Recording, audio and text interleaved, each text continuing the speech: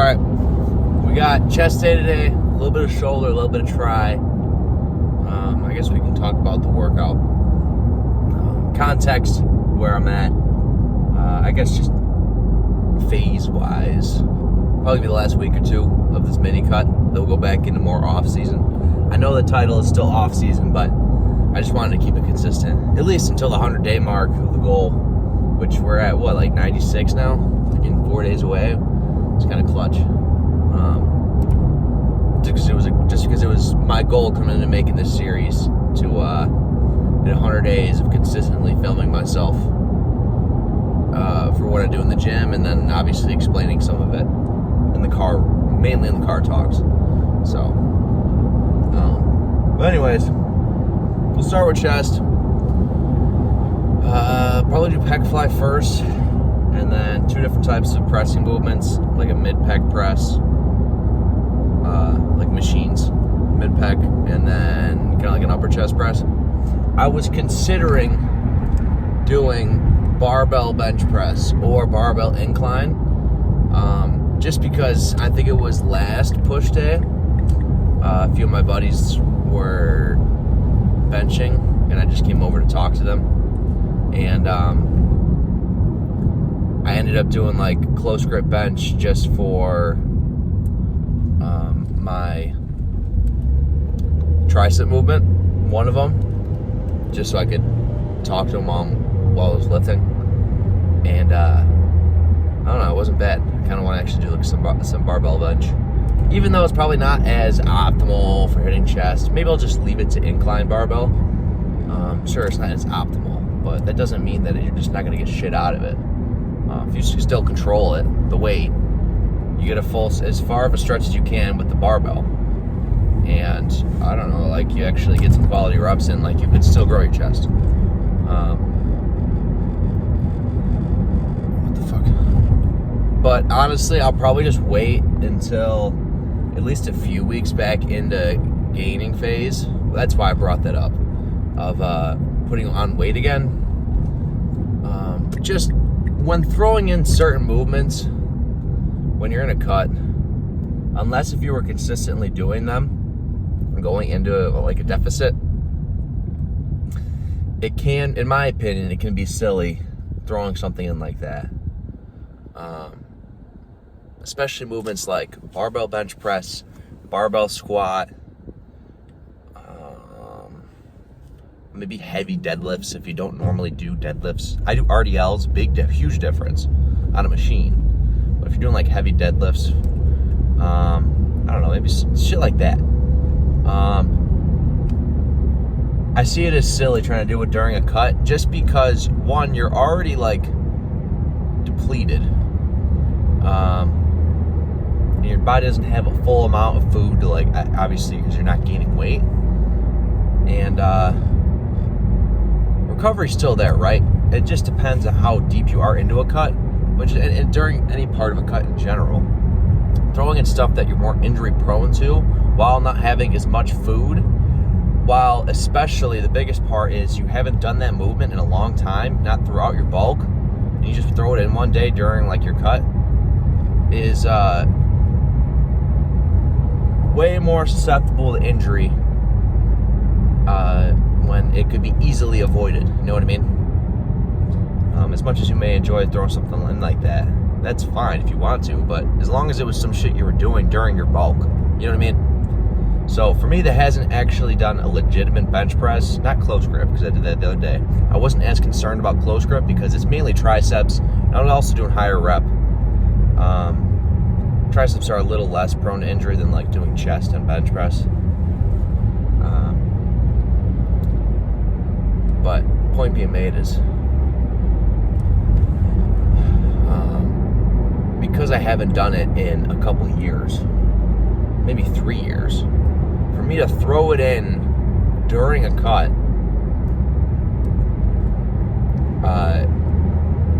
is silly, as much as I may want to try it out today, right?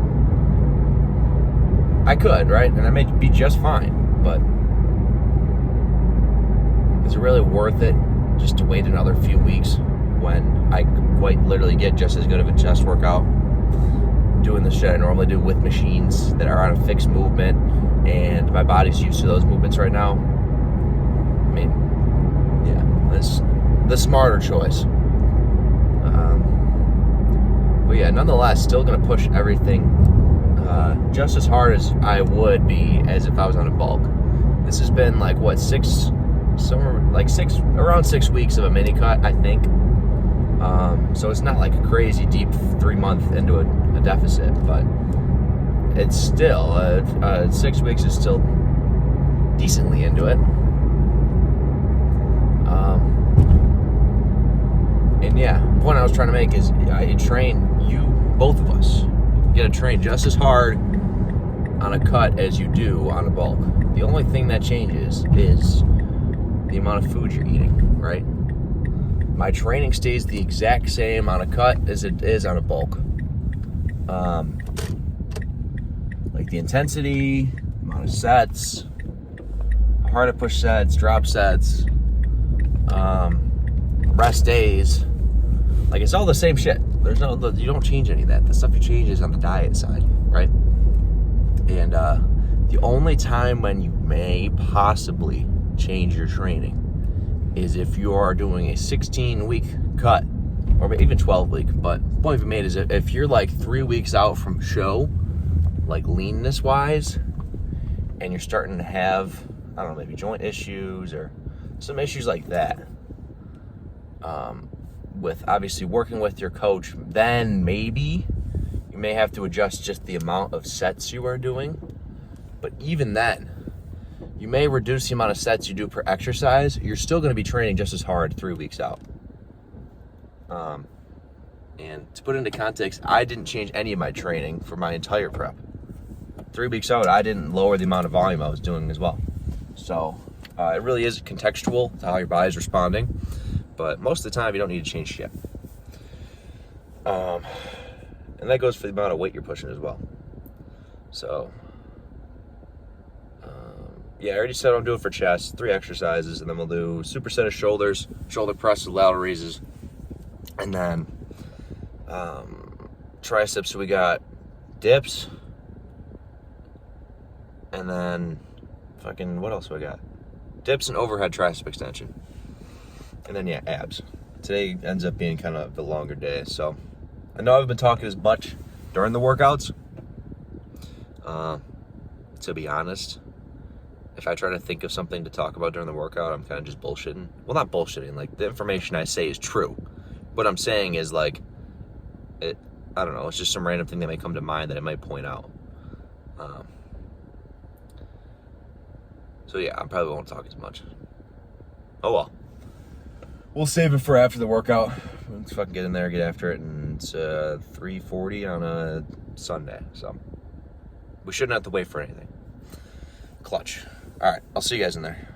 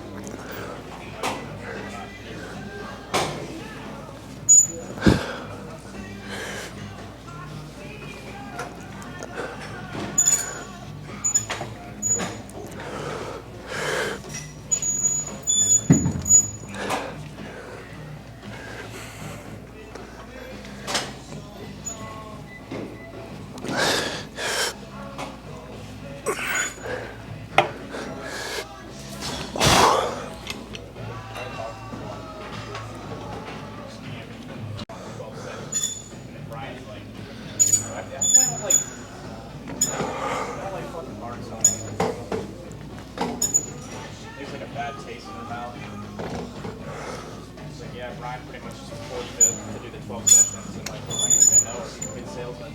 That's pretty much what he said.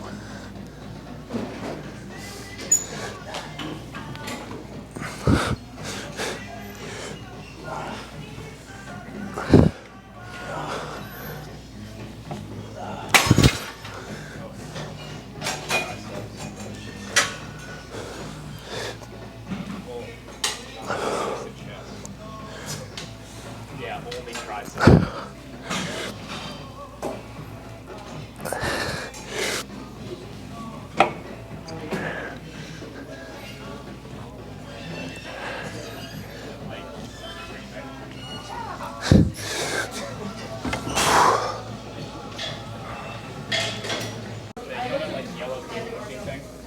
Oh Set the yeah. back thing up so much trying to do that stretch it flies. Yeah.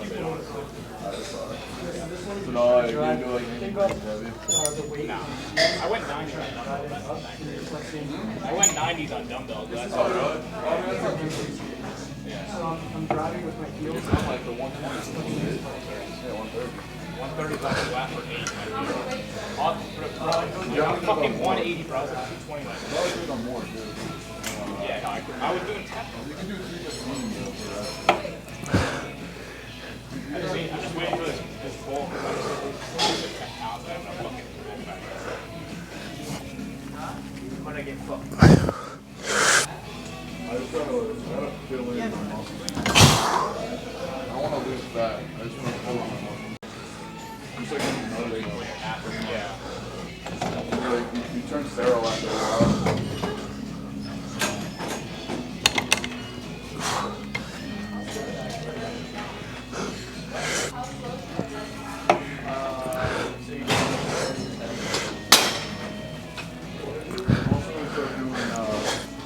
Abs every day again, more lower, and then What's your average? I do the cross machine and the leg raise, and that's like, well, and also, planks, you too. know that machine in that back room where it's like the fruity, like, bring your legs in. It's like, Is it a crunch or like a leg raise? it's like a crunch.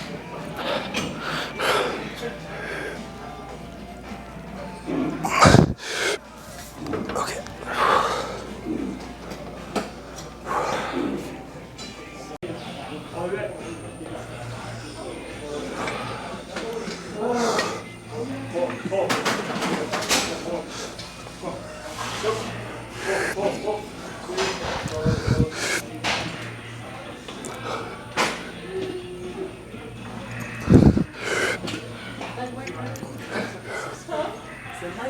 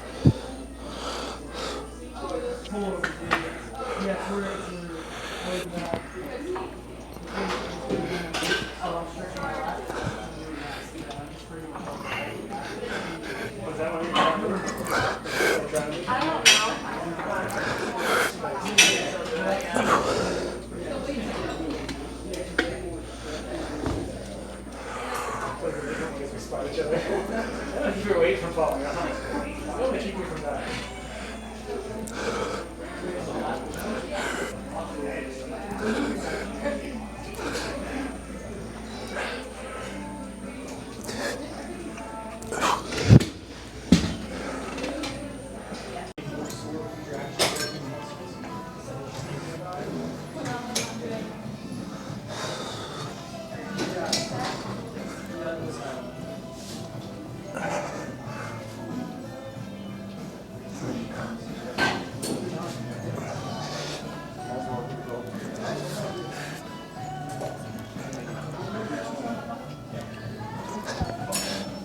Why are we 5 without it? Why are we doing 30 minutes? I'm not going to be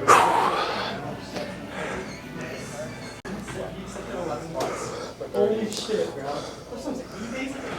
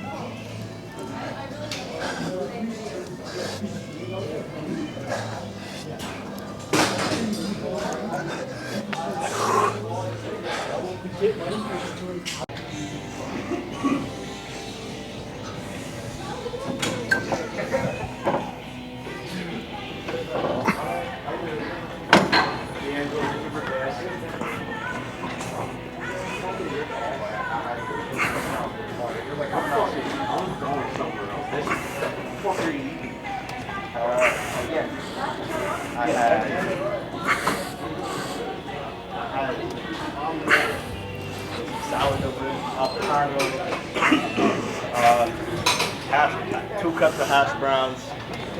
We're finishing your chest flies over there. I can't be over here, man. No, it's not even that bad for it.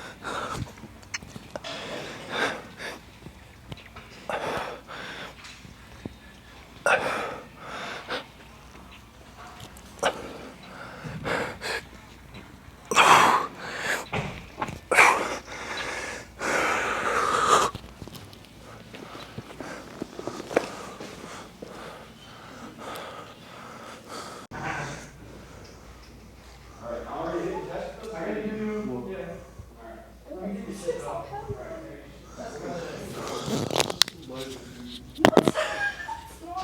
see it right now with my It's eyes. the lighting, bro. I can see it with my eyes. It's the lighting, What bro. are you talking about? Trying to like gaslight you and shit right now. Disappeared. Poof. Come on. Go on. Never touched the weight in my life.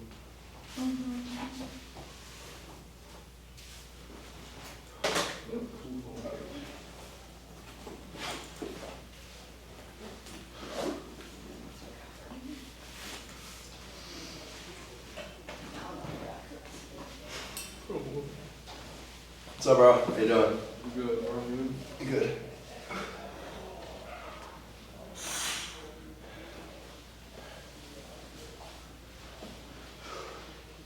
I'd say it was a successful test today.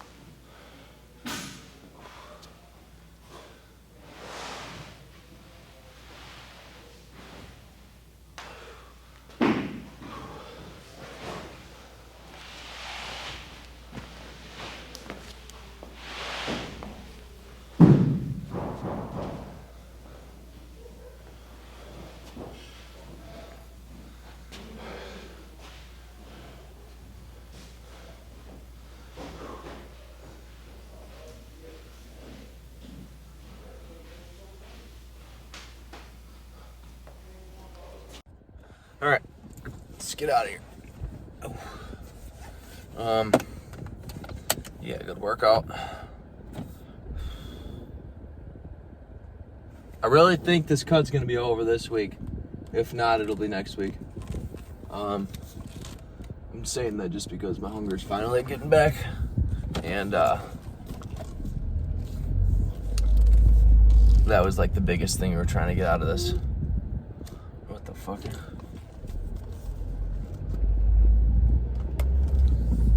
So, I think that's the plan.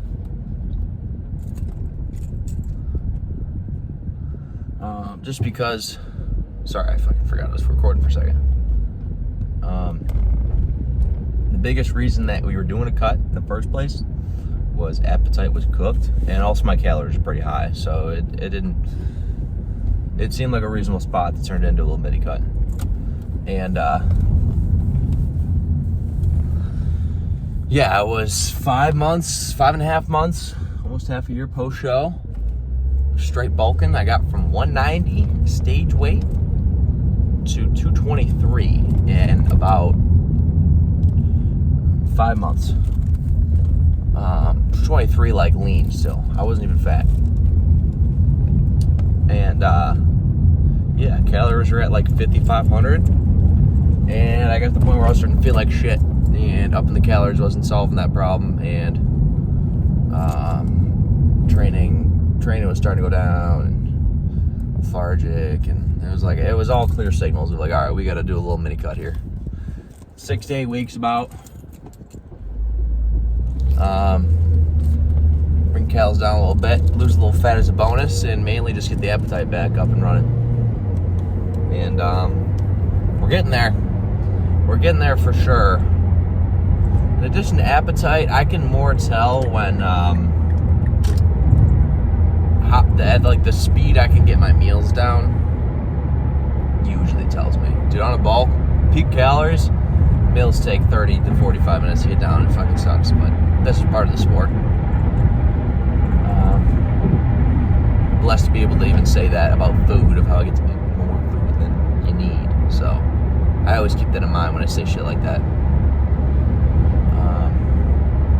But yeah, lift-wise, that's usually one of the longest days, just because I hit 3 separate muscle groups with a decent amount of volume, and just fine. What is there to tell about the lift? The chest workouts, the type of pec fly doesn't really matter. I kind of used that one today just because I know it was Sunday afternoon, gym is not busy, and took advantage of being able to set the camera up in like the center of the gym right there, and not have to worry about people walking over it, or like, I don't care if people walk through it. I'm just saying that the camera's in people's way if the gym is busy. But yeah, that one specifically, if you look back at how I was using that pec fly, if your arm path, like hands pretty much, are upwards towards like your clavicle, your collarbone, same shit. It's right here. If your hand path is like that, you can hit the upper chest a shit ton on that. You can make that quite literally an upper chest movement. That's what I just did, and you could, one, there's obviously a pump in your upper chest from that, and dude, this shit was exploding. So yeah, that's usually less known. People usually just think that's like a mid-pec fly. Like, you can make it 3 separate ways of hitting different types of your pec. If you want to make it hit lower pec, what you do is you like scoot your butt to like the front of the seat, right? And then you lean back, and then that makes it like a decline movement. But what I did, you don't have to do any of that shit. You can just literally just change your arm path to higher up, and it will hit your upper pec. I mean, obviously it's gonna technically hit a little bit of your shoulder, but not much, dude. I didn't feel much of my shoulders on that. My upper chest was kind of burning. The other 2 chest movements pretty self-explanatory. And then shoulders, I was just trying to get a pump in them, and also just add the amount of total volume I'm doing for them for the week. I wasn't trying to do anything overcomplicated for it, and I don't know, I just made it as an opportunity to move some weight around as well. You saw the shoulder press was not that many reps. It was like 5 reps, which I didn't mind because I was supersetting at lateral raises. So for the total amount of like reps in a set, I just added both of them together, and it was mainly just to get a pump, like I said, and added my total amount of volume for shoulders. Instead of it being 8 days until I hit shoulders again, that's the way I was able to get them in. Because it's push, pull, legs, rest, push, pull, legs, rest. And each of the push, pull, and leg days are different focuses. Like today was chest focus push day. Other ones, shoulder focus push day. Triceps just get thrown at the end. And pull day is, there's a back focus pull day and there's a bicep focus pull day. Leg day, there's a glute and hammy leg day, and then there's a quad leg day. So that's just how it's organized. And then triceps, I don't know, not too over complicated on that. Dips, I can get only like fucking, you saw, I'm gonna get like between 6 and 8 for each set. That's just how it goes. I guess if you're trying to make it more tricep focused, like I did, instead of hitting your chest as well. Well, I mean, I did hit my chest a little bit in that. It's kind of inevitable, but to minimize it and maximize it in tricep, if you make like the handles as tight in as possible, I think those were like turn ones. If you turn them in so they're close to each other, and also only go down to where your arm makes like a 90-degree angle with like your elbow, that's gonna keep the tension on your triceps the entire time. Because once you get lower than that, it hits your front delts a little more, your lower chest a little more, and then that's not what I'm trying to go for there. And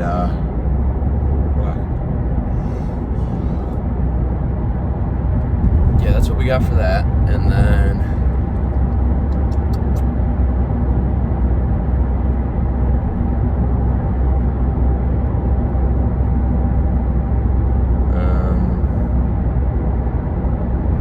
yeah, overhead tricep. Again, that's pretty much it. Abs every other day.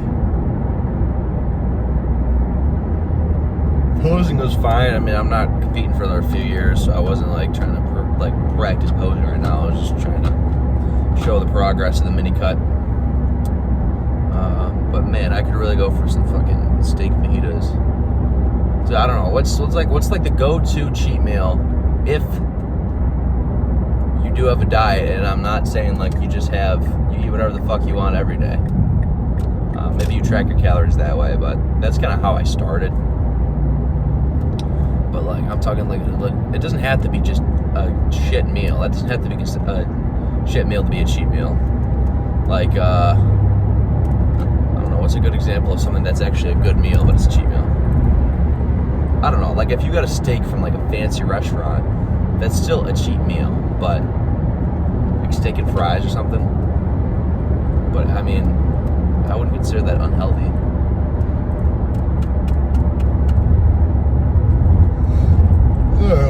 Some of the things I've been looking forward to is either I want to get like chicken wings and fries or some shit, or steak fajitas from a Mexican place. I think I'm just going to get the steak fajitas because that's the main thing I've been thinking about.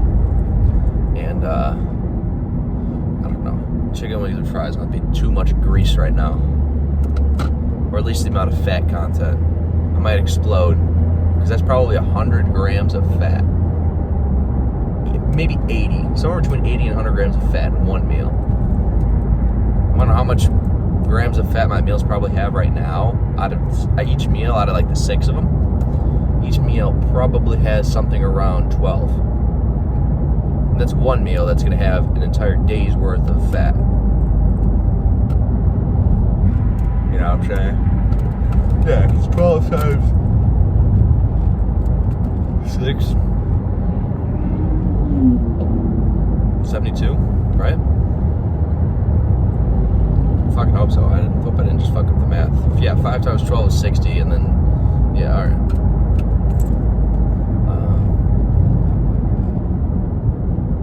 Probably a little more. It's probably like somewhere around 14 grams of fat then per meal. Whatever. The point is, it's low. Higher carb, higher protein, lower, moderate fat.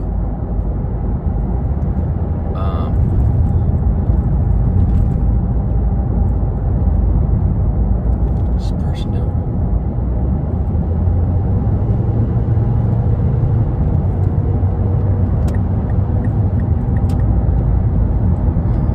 But yeah, I think that's really it to talk about. Sorry, I wasn't trying to just make this extended for no reason. Yeah, tomorrow we got back and bicep focus pull day. The day after that's gluten heavy. Rest day. We gotta be pretty fucking close to day 100 here. So, I don't know. I don't even think I'm gonna do anything fancy for day 100. I might just give a extended car talk. Maybe I'll make it like a 20-minute car talk or something. But even then, if I get to my apartment by the time I'm still talking, I might just cut it there anyways. But alright, well, appreciate y'all watching. We'll call it there. Gotta get groceries. Peace out.